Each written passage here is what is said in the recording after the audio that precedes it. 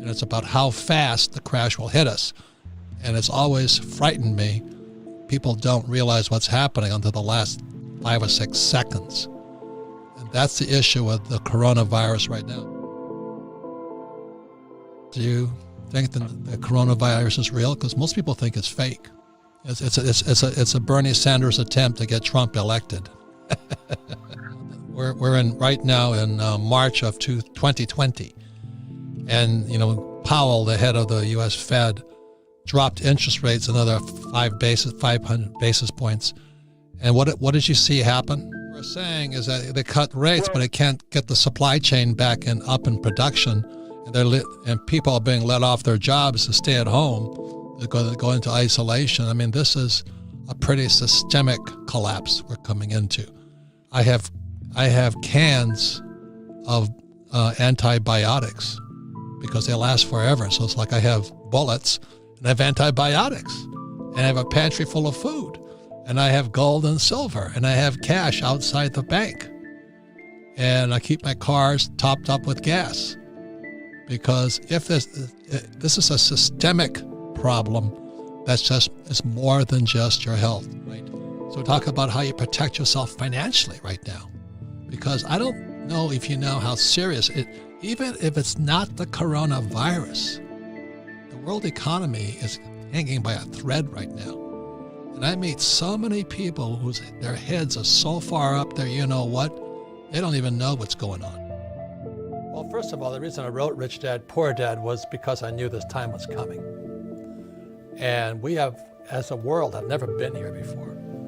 And so is it a spooky time? Damn yeah, it is probably the most dangerous time ever.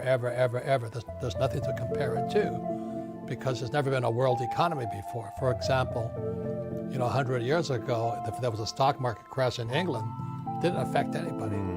But now the US market goes down, the world goes down. So plus with social media and all this we're doing now, and so we've never been here before. And I'm excited about it because I make more money in crashes than I do when they go up. So, but for the average person, they'll get wiped out. I'm afraid at the worst, I hope I'm wrong, but I think we're heading for a global depression. And now the good news is that for those who are prepared for it, like you and things like this, you'll do better. See, not everybody dies in a plane crash, some plane crashes. But the last crash in 2008, I was on Wolf Blitzer's program 6 months before Lehman Brothers went down. And I said Lehman was going down. And nobody listened, but it went down. And so I've been expecting this market to go down for quite a while. And I'm concerned about my fellow human beings. But as you know, most Americans are clueless. They don't know what's going on. But if you travel the world, I just got back from Africa and China and Japan and New Zealand. People are scared.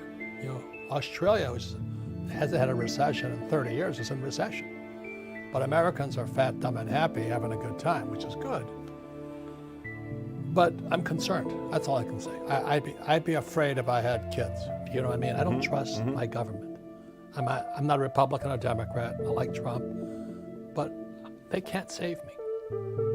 Trump, Biden, Sanders. I mean, it's a cast of characters, right? You got the Donald on one side, and then you got Comrade Sanders, a commie, and then you got Pocahontas, and then you got Alfred E. Newman, Buttigieg.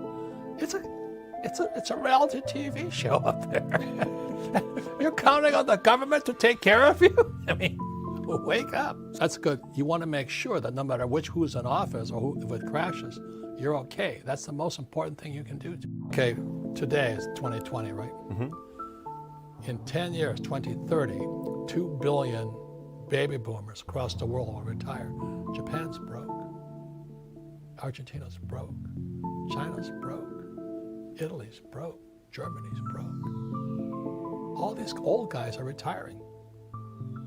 And the stock market, I live in a fairly exclusive place in South Carolina, and I was talking to my friends there, and they said, oh, we love Trump. Stock market's an all-time high. And I said, yeah, but so is our debt all-time high. See, they watch the stock market, they don't watch the debt. And the repo market, the repurchase market, is one of the biggest markets in the world. And the Fed is bailing that one out now. So the average American is watching the stock market, but not what's really going on. So that's why I wrote Who Stole My Pension? So that means retirees, their kids, taxpayers will pay for the heist.